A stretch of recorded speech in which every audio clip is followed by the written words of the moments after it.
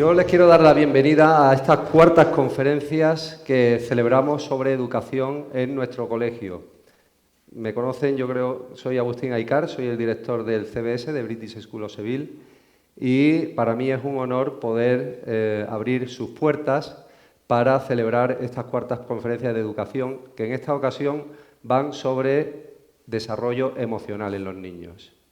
Para ello ha venido la ponente, Mar Romera, que viene a hacer su ponencia de Educar con 3 Cs, si no me equivoco, competencia, capacidades y corazón.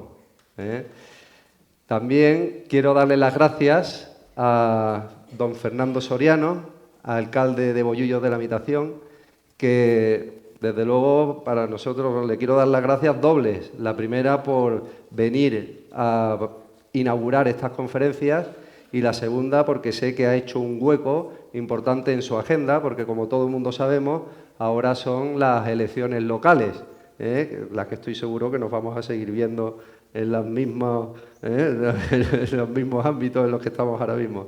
Te quiero dar las gracias porque, de verdad, a través del ayuntamiento, este municipio ha demostrado la involucración que tiene con todo lo que se refiere a educación. Y eso para nosotros es realmente importante. Gracias. Así es que, sin más, no me quiero dilatar mucho más, voy a intentar encender el ordenador y el proyector y le voy a dar la palabra al alcalde para que inaugure estas conferencias. Don Fernando. Muchas gracias. Bueno, en primer lugar, como bien ha dicho Agustín, buenas tardes, antes de nada, como bien ha dicho Agustín, estamos en una época de campaña, de elecciones y tal, pero también es una época donde cerramos un ciclo. Es un ciclo de 4 años, un ciclo donde hacemos una especie de evaluación de todas las cosas que se han llegado a hacer. Y yo tengo que decir que a nivel personal, para mí una de las cosas más satisfactorias que hemos hecho ha sido todo lo que hemos hecho con este colegio. Y yo quiero felicitarte a ti y a toda la comunidad educativa por todas las iniciativas que habéis hecho, por todos los logros que habéis conseguido, que lo tenéis por aquí, que no son logros hechos, desde luego, de casualidad y porque hayan llovido del cielo. Esto se hace y eso es una de las partes en las que más me satisface, digamos, es el haber podido conocer cómo es vuestro proyecto, cómo actuáis para poder conseguir el nivel de excelencia que tenéis. Y yo quiero también felicitar a todos los padres y a todas las madres que estáis aquí, que tenéis a vuestros niños en el colegio, porque la verdad es que es una inmensa suerte que vuestros niños estén estudiando aquí y para nosotros, para el pueblo de Bollullos, es una inmensa suerte que un colegio como el vuestro esté aquí. Tenéis unas iniciativas fantásticas cada vez que nos habéis llamado, siempre estamos dispuestos, pero estamos dispuestos porque tenéis iniciativas de verdad que transgreden desde luego cualquier ámbito provincial y cualquier ámbito, digamos, andaluz. Hay cosas que de verdad a mí me fascina lo que hacéis. Y el proyecto Globot, que le estaba comentando a Agustín antes, que para mí una de las cosas que menos me han gustado de esta campaña es no haber tenido tiempo para ir a la Feria de la Ciencia, donde estaba ese proyecto allí, que me fascina y que nos tiene fascinado a muchos de las personas del ayuntamiento. Desde luego va a ser otro éxito que va a hacer que vuestro colegio siga siendo un colegio de referencia y ponéis también a Bollullos como un lugar de referencia donde se hacen este tipo de cosas. Y otra de las cosas que también lo hemos comentado muchas veces, este tipo de conferencias de este nivel, de este aprendizaje que después grabamos y lo difundimos a todo el pueblo y que están siendo desde luego de un gran valor para todo el municipio de Bollullos, y es también algo que os tengo que agradecer a vosotros y a vosotras. Así que enhorabuena de corazón, muchas gracias. Siempre que me llaméis estaré aquí, esté donde esté, pero estaré desde luego aquí. Y fascinado por lo que hacéis y a seguir siempre, por supuesto, adelante, a seguir haciendo este tipo de cosas y a seguir cultivando esta gran excelencia que seguro vais a seguir mucho más a más. Así que muchísimas gracias.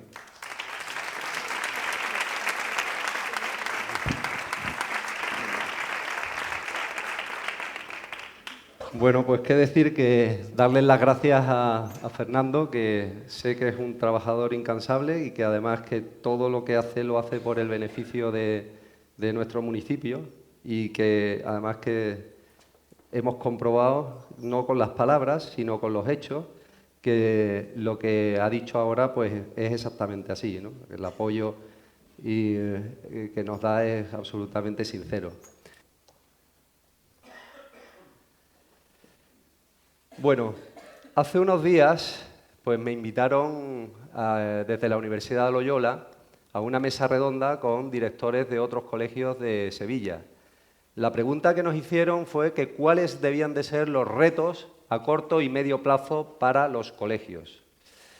Yo creo que desde este colegio tenemos claro una cosa, y es que tenemos que dejar de ver el logro académico como único objetivo de los colegios. Yo creo que tenemos que cambiar de forma sincera y definitiva la focalización hacia el desarrollo académico, porque si no, este desarrollo académico se ve altamente desfavorecido. Qué bueno sería que cuando nos encontremos a un niño que acaba de iniciar sus vacaciones, en lugar de preguntarle, oye, ¿tú qué eres? ¿De los buenos de la clase o de los malos? O sea, ¿qué notas has sacado? ¿Eres repetidor? ¿Eres de los empollones? Que en lugar de preguntarle estas cosas le preguntáramos, oye, ¿tú disfrutas con lo que aprendes? ¿Tú puedes aplicar lo que estás aprendiendo en el colegio a tu juego, a tu día a día? Yo creo que de esta manera, en lugar de focalizarnos en el logro, nos focalizamos en el esfuerzo, estamos ayudando de verdad a los niños. Cuando aprendes a disfrutar del esfuerzo y el logro pasa a un segundo lugar, es cuando los logros son mayores. Otra de las cosas que nosotros proponíamos es que, además del aspecto académico, se pusiera al mismo nivel de intensidad y con la misma importancia y con el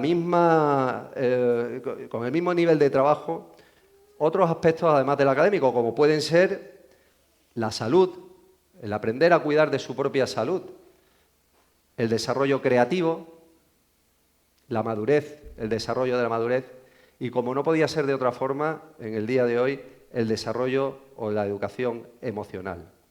Es decir, nosotros queremos que nuestros alumnos lleguen a ser personas preparadas en todas sus facetas, no solamente en el aspecto académico. El lema de nuestro colegio es que queremos que nuestros hijos sean felices mientras se preparan para que lo sean el día de mañana. Y esto es un poco lo que nosotros propusimos. Antes de dar comienzo a esta conferencia, yo quisiera hacer algunas definiciones, ¿no? Entonces, lo primero, que yo creo que si estamos hablando de inteligencia emocional, es hablar de un libro que ha sido, yo creo, referente en este tema para todos, ¿no? Fue bestseller, fue publicado en 1995 por Daniel Goleman y en Estados Unidos fue número 1 en ventas durante 2 años continuados. Y yo creo que todavía sigue siendo un referente para nosotros. Hombre, yo cuando hablo de Daniel Goleman me viene al recuerdo, y quiero hacer una mención especial, de Eduard Punset, que hace 2 días pues falleció. Eduard, tuve la oportunidad de hablar con él cuando iniciamos este proyecto del Colegio Británico, y él fue el que me hizo ver, a través de su hija Elsa Punset, lo importante que era poner al mismo nivel que el nivel académico el aspecto emocional de los niños. Así es que yo desde aquí pues, hago una mención especial a Eduard. Daniel Goleman, como decía, dice en su libro que la inteligencia académica no ofrece la preparación que se necesita para la multitud de dificultades o oportunidades a las que nos enfrentamos a lo largo de nuestra vida. Y nosotros estamos totalmente de acuerdo.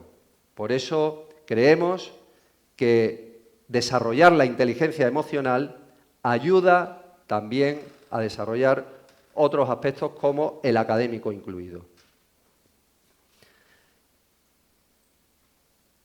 Lo primero que quiero hacer ahora es definir un poco los conceptos de emoción y de sentimiento.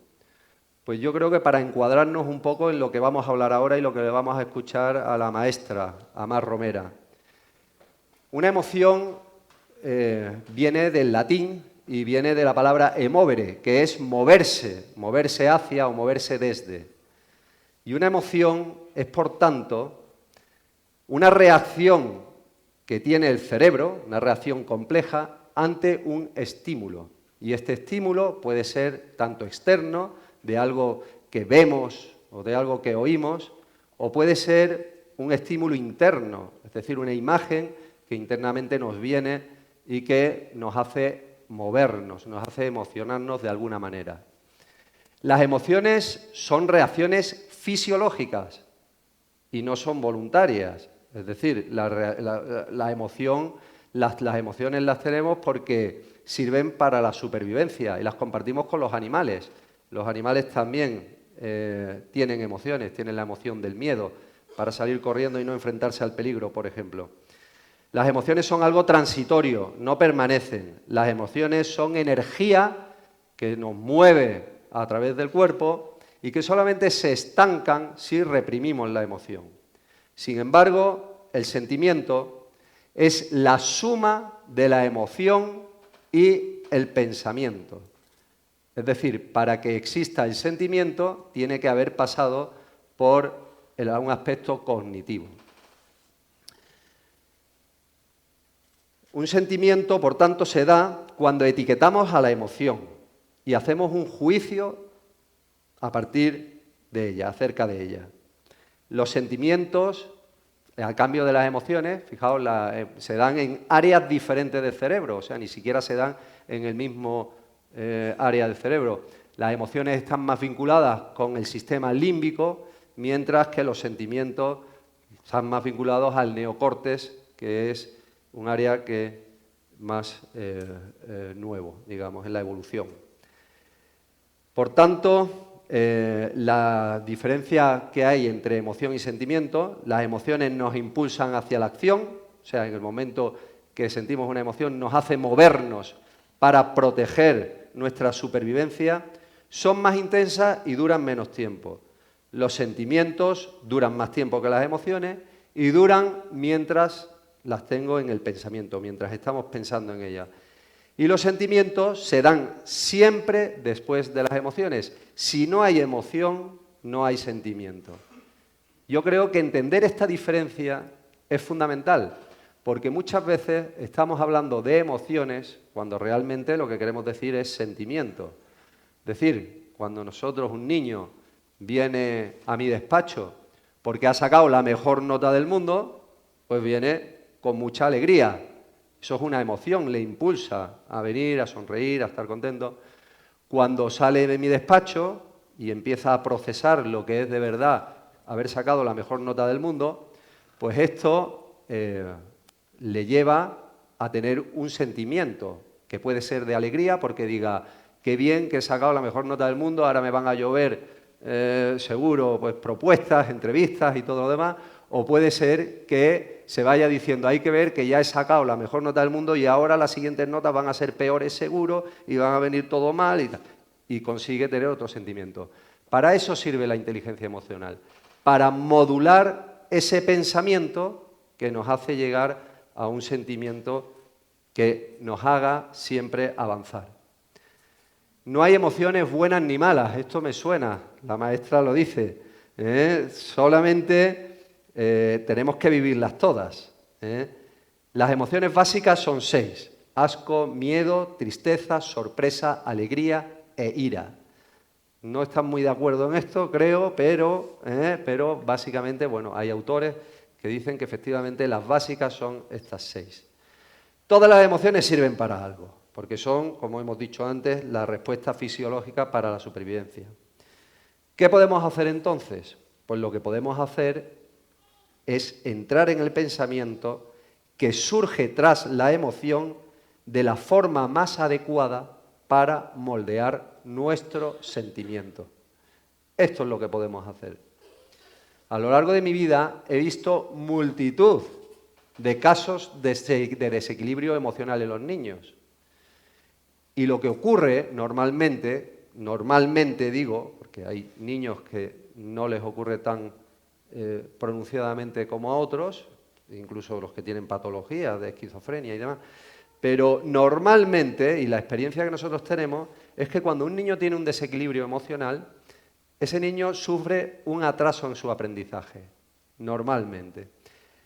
Y esto se da, bueno, pues nos lo podrán explicar los neurólogos y por qué se produce, pero creo que las áreas están muy cercanas, la de racional y la de las emociones, ¿no? Pero ciertamente nosotros tenemos comprobado que cuando un niño se pelea en el recreo con su mejor amigo, o cuando a un niño le roban el balón que venía presumiendo de él, y ese niño después entra en una clase de matemáticas, pues ese niño no aprovecha la clase de matemáticas, al no ser que el profesor le diga, oye, ¿qué cara me traes? ¿Por qué me traes esa cara? ¿Por qué estás triste? ¿Qué es lo que te pasa? Oye, que te han robado el balón, no te preocupes, vamos a terminar la clase y después te voy a ayudar yo personalmente a encontrar tu balón. A partir de ese momento se produce una reacción, una modulación del pensamiento que hace que el sentimiento del niño cambie y pueda aprovechar esa clase. Fijaos si es importante la educación emocional. Estos son claros casos de situaciones que provocan emociones que después de pasar por el pensamiento se convierten en sentimientos y que si estos han estado gestionados de forma inteligente, siempre afectarán de una forma favorable. En nuestro departamento SEN, dentro del colegio de Special Educational Needs, destacamos o detectamos que hay 3 causas por las cuales un niño no avanza en su aprendizaje. La primera de todas es que el niño tiene una falta de base. Y es lógico, estamos en un colegio británico. Aquí el 90% se hace en inglés. Muchas veces vienen niños de otros colegios que no tienen un nivel tan alto de inglés y llegan a la clase y, lógicamente, no enganchan con la clase. A estos niños, que claramente tienen una falta de base, hay que darles un apoyo para que consigan enganchar mínimamente en la clase y poder continuar con las actividades que se hacen normalmente. El niño tiene alguna deficiencia, tanto psicológica como física, que hay que tratar de forma específica. Esto es claro, no voy a entrar dentro de los síndromes que hay, de las posibilidades, TDAH, dislexia, todas las posibilidades que hay, ¿no? Y la tercera causa es que el niño está sufriendo un desequilibrio emocional, como los que hemos hablado antes. Sus padres se están separando y está sufriendo situaciones de constantes emociones que le hace sumar sentimientos que no le ayudan a su aprendizaje. Cuando un alumno del colegio británico necesita apoyo, siempre lo diseñamos para conseguir una actitud positiva en el niño. Entonces, siempre nos preocupamos de qué es lo que siente para conseguir que su actitud frente a lo que tiene, a las actividades que tienen que hacer en clase, pues sea una actitud positiva. Y eso es lo que verdaderamente nos importa desde el colegio, por encima del nivel que tenga el niño, porque el nivel lo adquirirá si su actitud es positiva frente al aprendizaje. Muchas veces cuando me preguntan que cuál es la diferencia que hay entre el Colegio Británico de Sevilla y el resto de los colegios, muchos padres vienen al colegio y dicen, oye, dime cuál es la diferencia que hay. Yo intento pensar en qué diferencia un sistema de otro sistema y básicamente lo resumo en 4 puntos que creo que son característicos de cualquier programa educativo, que son el contenido, los objetivos, la metodología y los criterios de evaluación. Es decir, qué le vamos a enseñar a los niños, qué buscamos enseñándole estas cosas a los niños, cómo vamos a cumplir nuestros objetivos y cómo vamos a medir si hemos cumplido o no hemos cumplido nuestros objetivos. De los 4 puntos, yo creo que donde nos diferenciamos es en los 3 últimos, porque el primero, cuando hablamos de contenido, todo el mundo sabemos que hay 2 ramas. Básicamente, me estoy siendo muy esquemático, las ciencias y las humanidades. En las ciencias pocas diferencias vamos a encontrar, porque llueve de arriba para abajo aquí y en China. 2 y 2 son 4 aquí y en Japón. Por lo tanto, se enseña lo mismo en todos los sistemas educativos. ¿Dónde hay diferencia? pues en la rama de las humanidades. Pero aquí no nos tenemos que ir a Reino Unido. Con irnos a Cataluña ya vemos que tienen 4 asignaturas que, siendo troncales, son diferentes a las que trabajamos en Sevilla en los colegios en general. Estas son la geografía, la historia, la literatura o la lengua vehicular. Nosotros, al estar aquí en Sevilla, punto geográfico de Sevilla, estas 4 materias las cogemos de la Consejería de la Junta de Andalucía. Por lo tanto, vuelvo a repetir, en el primer punto de los 4 que caracterizan un proyecto educativo, no tenemos apenas diferencia con los colegios que tenemos en el entorno. Sin embargo, los objetivos aquí sí que mantenemos diferencia. Y yo creo que esto es básico y casa muy bien con lo que vamos a escuchar hoy a la maestra, a Mar Romera. El contenido suele ser el objetivo principal en muchos colegios, pero nosotros sabemos que los contenidos, igual que los aprendemos, se nos pueden olvidar. De hecho, si nosotros hacemos un examen de contenido y luego lo hacemos 2 días más tarde, podemos observar que el nivel de evaluación ha decrecido considerablemente. Hay, en el sistema británico, en general, los objetivos están basados en las habilidades. ¿Y qué es una habilidad? Una habilidad es una destreza que una vez que se adquiere no se pierde. Por ejemplo, aprender a leer, o por ejemplo, comunicar, o por ejemplo, expresarse de forma escrita, o hablar idiomas. Pero los objetivos en el CBS no son ni siquiera centrados en los contenidos ni en las habilidades. Nosotros tenemos una fórmula que tenemos aquí puesta, que es una fórmula empírica, que decimos que tiene 2 factores fundamentales. Por un lado están los conocimientos más las habilidades, dándole mucha más importancia a las habilidades, por supuesto, pero por otro lado está la actitud positiva. Y esa actitud positiva es esa capacidad o esas ganas de poner al servicio de obtener un beneficio esos conocimientos y esas habilidades que se van adquiriendo. Y eso se llama motivación, o lo podemos llamar motivación. Y es lo que de verdad nos interesa obtener en los niños. Por eso es por lo que nuestros objetivos están basados siempre en la actitud positiva de los niños. Sabiendo cuál es nuestro objetivo, pues podemos imaginarnos cuál es nuestra metodología. Si fuéramos a desarrollar contenido, estaríamos en las clases magistrales. Evidentemente sabemos lo normal que hay en un colegio, es un profesor delante de una pizarra, un montón de alumnos sentados todos quietos, callados y escuchando lo que el profesor vierte o explica acerca de lo que tienen que aprender los niños. Esto es el modelo de clase magistral. Estas clases magistrales, dicen los expertos, José Ramón Gamo, tenemos un amigo en común con Mar, hemos hablado de él, José Ramón Gamo, que estuvo por aquí, habla de las clases magistrales y dice que son muy buenas cuando se cumplen una serie de requisitos. Y uno de ellos es que no sean reiterativas.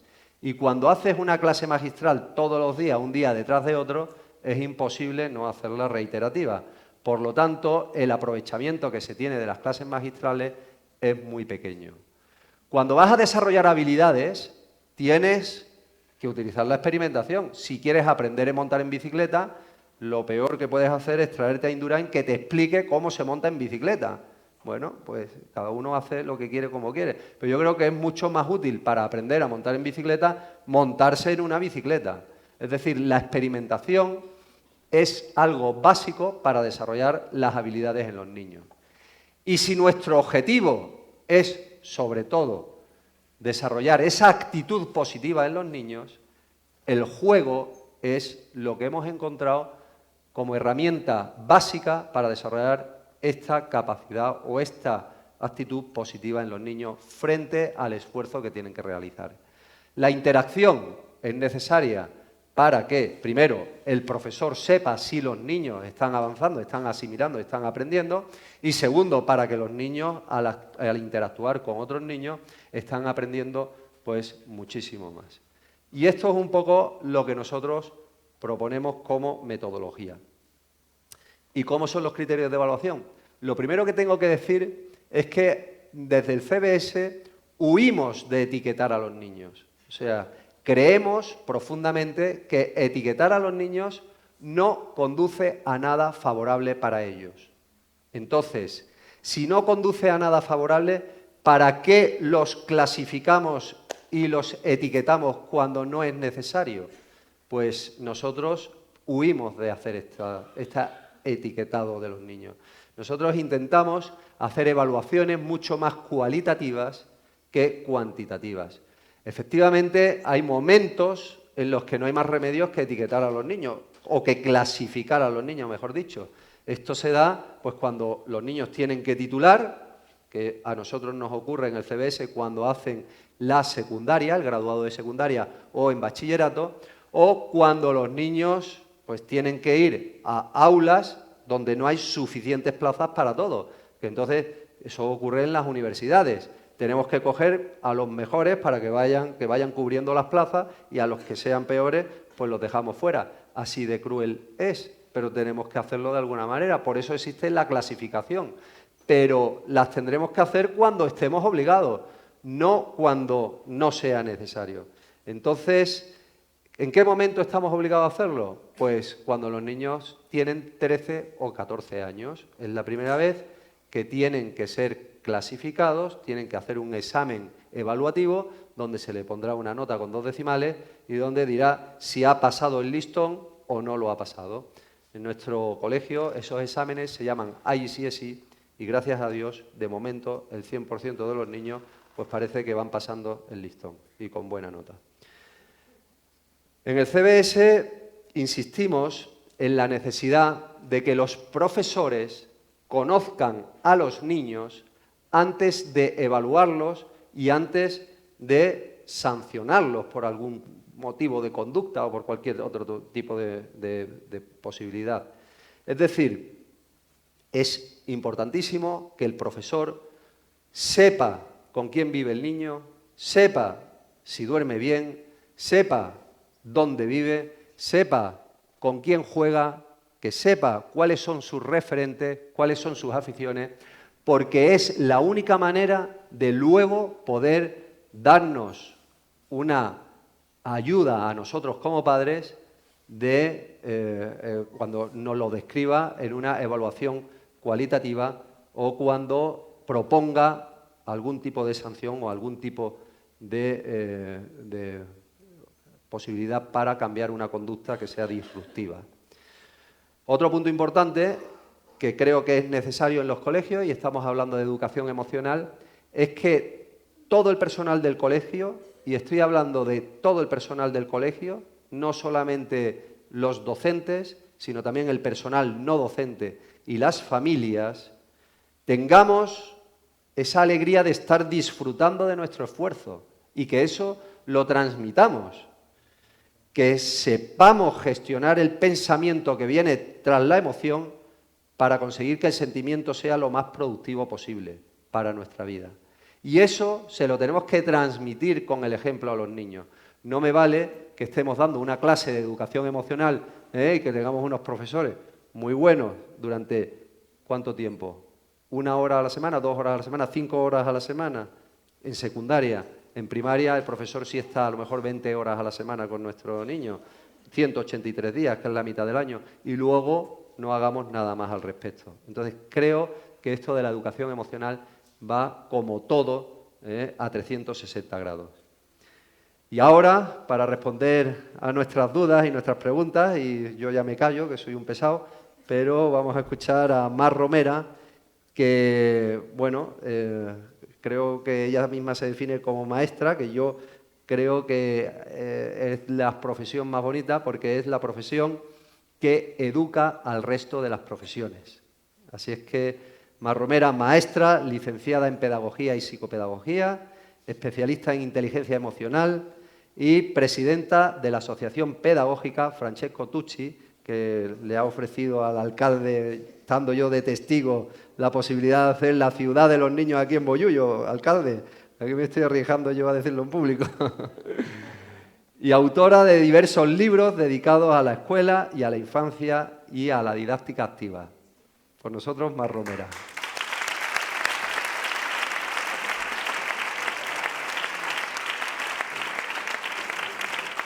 Buenas tardes a todos.